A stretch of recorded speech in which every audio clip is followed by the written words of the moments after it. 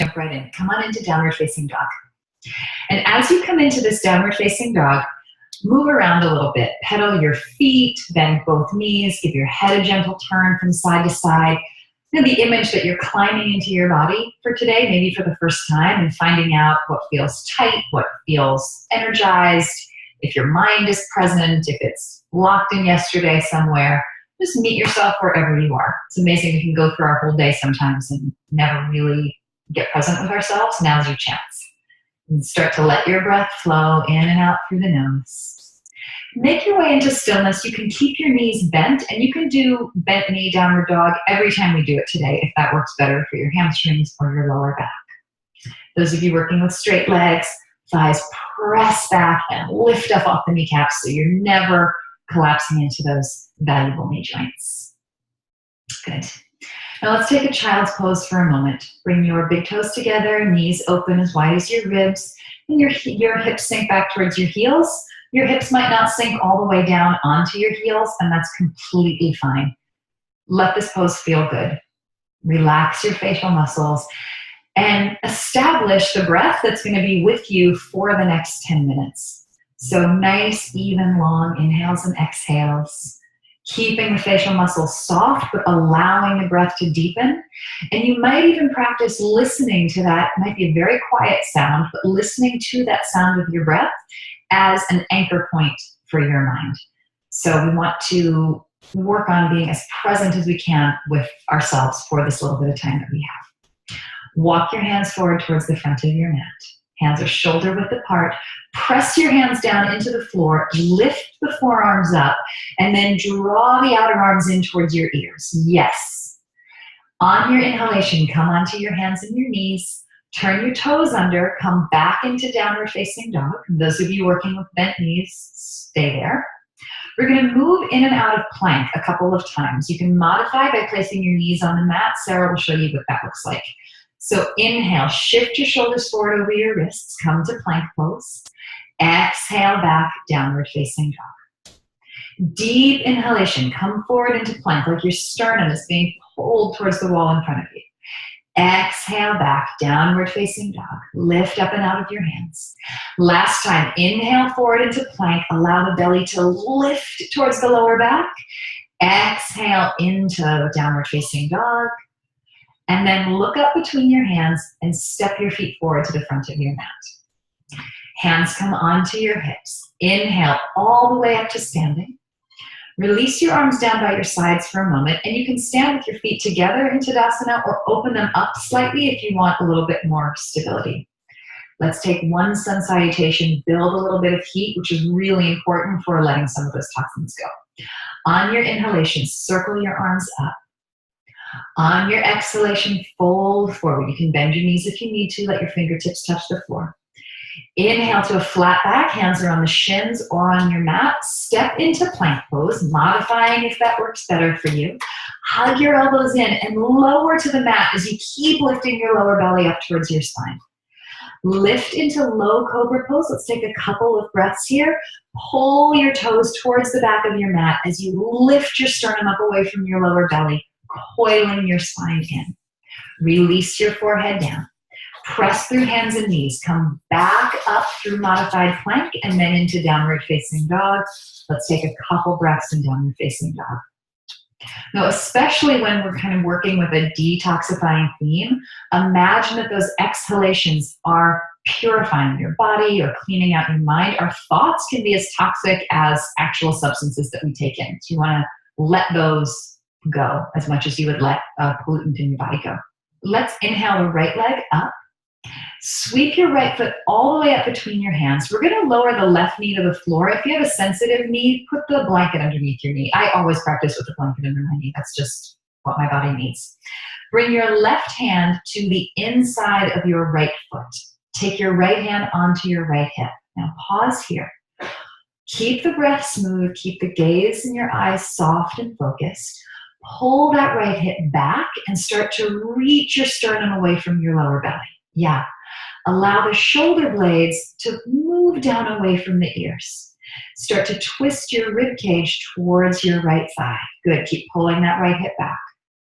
Extend the right arm up. If you have shoulder injuries, you might choose to keep your right hand on your hip. That's it's an equally effective way to work this pose. I'm asking you to pull your right hip back because we tend to move a lot more in the lower body, and I'd really like your twist to start to get into the middle upper back. That's a much tighter, more congested area for most of us. Sweep your right hand down alongside your right foot, turn your left toes under, and come back into downward facing dog. Yes, and from downward dog, lift your left leg. Now, as the leg lifts, the hips don't tilt. You're lifting from that left inner thigh, your hips are staying level. Bring the left foot forward to your hands. Take the right knee, gently place it on the floor, pause, establish your breath, the gaze of your eyes, and then walk the right hand to the inside of the left foot, and you can put your hand up on a block if it's hard for you to keep your hand on the floor. Left hand to left hip. Start to turn the ribs towards the left leg, and as the rib cage turns, you might feel that left hip wants to push off to the side.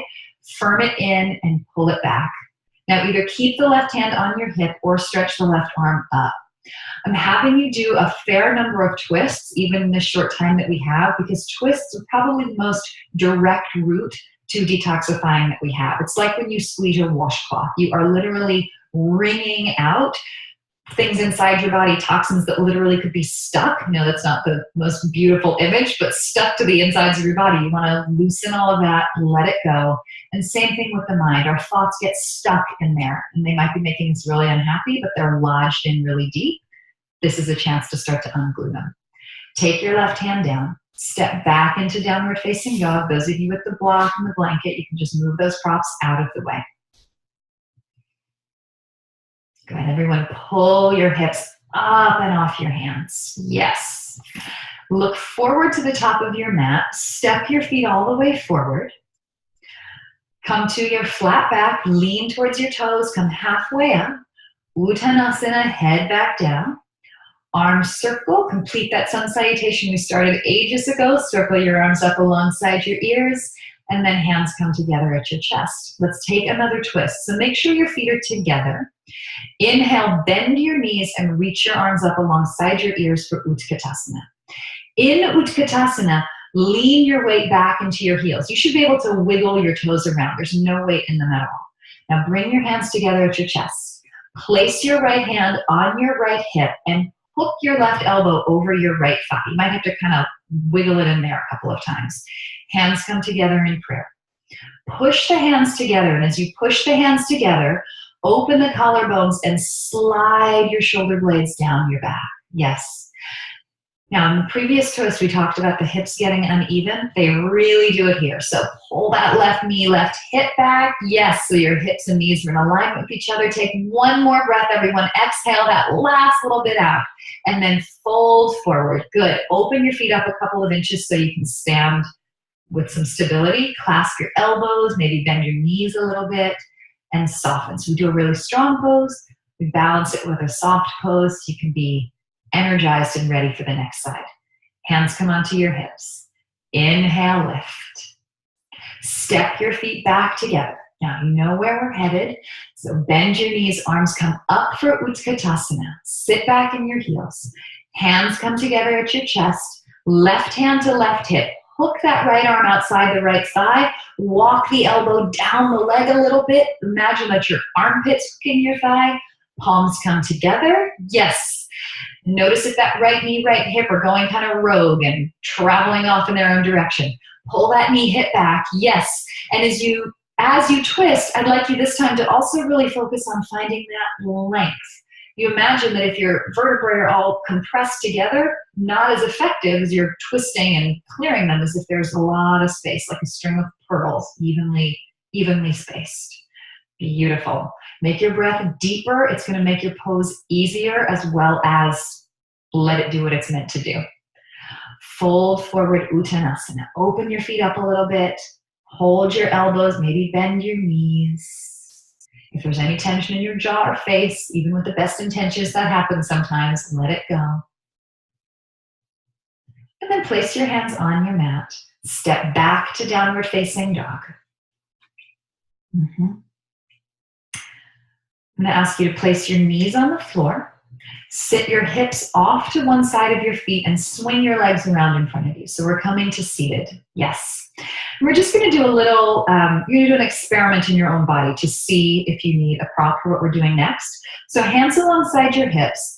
You can see both Sarah and Chelsea flex their feet, legs extended out in front. Sarah's back is just rounding a little bit as she's sitting on the floor, which just means there's a little bit of hamstring tightness that we're going to let go of eventually. But for today, I'm going to have her slide a blanket underneath her hips. And you'll watch as she puts that blanket underneath the sitting bones and then does the same pose, suddenly there's all this length in the back. So if you tend to round in your lower back when you sit, grab as many blankets as you need to find this long, healthy alignment in your spine. Now bend your right knee, put the sole of your right foot on the floor. Reach your left arm up into the air. Yes. Now either hook your left elbow outside your right thigh like you're twisting Utkatasana, or just loop your elbow around your right shin. Take your right hand behind you. So this has a long Sanskrit name, Marichasana 3, Lord of the Fishes pose, variation 3. Not that you need to remember that, but it's another twist, which is really, really the theme of what we want to do when we're working on detoxifying our bodies. So as you inhale, I want you to draw the spine into the body. Notice neither Sarah nor Chelsea is rounding into the back. They're maintaining that length. And as you exhale, use that leverage of your arm against your leg to help you turn a little more deeply. If that right hip is scooting back a lot, even out the hips. Press into your right foot, make the hips square so that the twist can affect this upper back. So release, untwist your left arm, extend your right leg forward, sit up tall, hands alongside your hips, take a breath. And then bend your left knee. Good. Reach that right arm up. Left hand comes behind you for support. Exhale, either hook the elbow around the shin or hook the elbow over the thigh. This back arm, kind of proportionally, you might need to bend that elbow a little bit to prevent this left shoulder from hugging up by your ear. It just kind of depends how your body's put together. Yes. Now, one of the ways that we can really focus in our practice is to steady the gaze. So pick a point and let your eyes really softly rest on that point. So the eyes aren't darting around. Sometimes we come to our mat with these really powerful intentions like, I want to let go of something, I want to make some new space, but then our minds are so busy that our practice goes by and we weren't connected to that intention at all. So just by doing something simple, like keeping your gaze on one point, helps your attention stay with your intention. Undo from your twist. Release the arm, release that left leg forward. Cross your right shin in front of your left shin. So we're coming into Sukhasana, and this isn't just when we sit cross-legged on our living room floor. You're crossing more at the center of your shin bones, and your feet are going to be slightly away from you. So you can see how Chelsea and Sarah have set that up. Now, if your knee bothers you, place a block underneath it. I do not want you enduring knee pain in this pose. It means your body needs some help. Take your right hand behind you. Take your left hand to the outside of your right knee. Inhale, sit tall.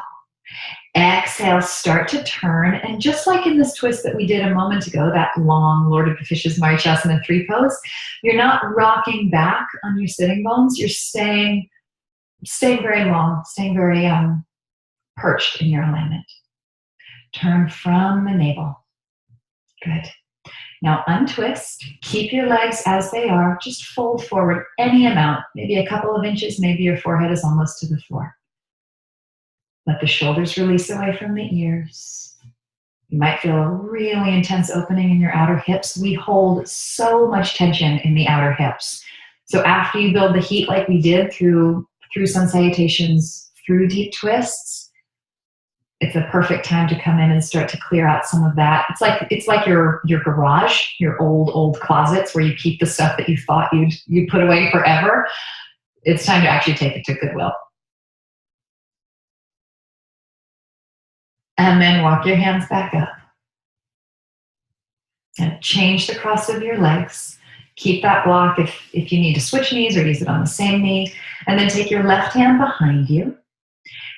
Good. Right hand comes to the outside of the left knee. Sit tall on the sitting bones. Exhale, turn. And sometimes what works for me is I'll close my eyes when I'm doing a twist. You can try this if you want to. And I'll go down my spine and kind of feel where in my spine does the movement get stuck. Because there's certain parts of our backs that twist really easily. And there'll be a point where I can sort of feel that my body doesn't want to move right there. And that's where you can imagine sending your breath. So your breath is almost like a set of like your yoga teacher's hands adjusting your body a little bit. You imagine where you want the energy to shift and you send your breath in there like a laser. And even if it takes several weeks or months or years, things do eventually start to move. Release out of the twist, take your hands forward and come into a little fold, a little or a big fold, depending on how your hips are today. You're going into another closet, you're getting some more bags ready for the Goodwill. And then exhale deeply. You can imagine, again, your exhales, I'm going to stick with the closet theme, like a vacuum, and you're going in there and you're cleaning it out. And we all know that that's sometimes hard and intimidating to do, but then when we're done, it's such a big relief. It feels so much better. It's amazing.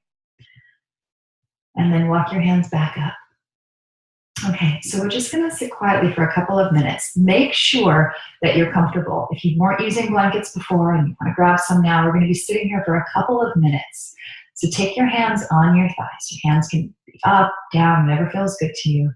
Close your eyes. Begin just by taking your attention to your breath. We're now not moving, so you're not simultaneously thinking of moving and breath. Just pay attention to your breathing, even inhales, exhalations. And that might be where you keep your attention for the next minute and a half or so.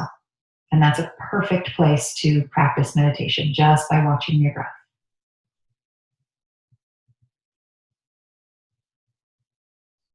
If your mind starts to wander, bring your attention back, maybe counting on your inhalation, counting on your exhalation, making them the same length. Just little tricks we play with our mind to rein it back in.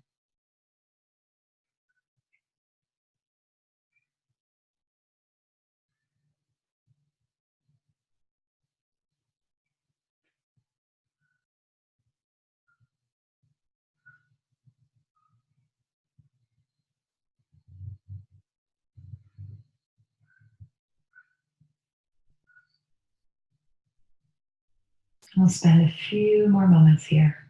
If there's any intention that you'd like to set for the rest of your day, maybe you want to be committed to letting unnecessary stress go because most of our stress is unnecessary, or anything else that you just want to carry with you as you start to transition off your mat and into your day.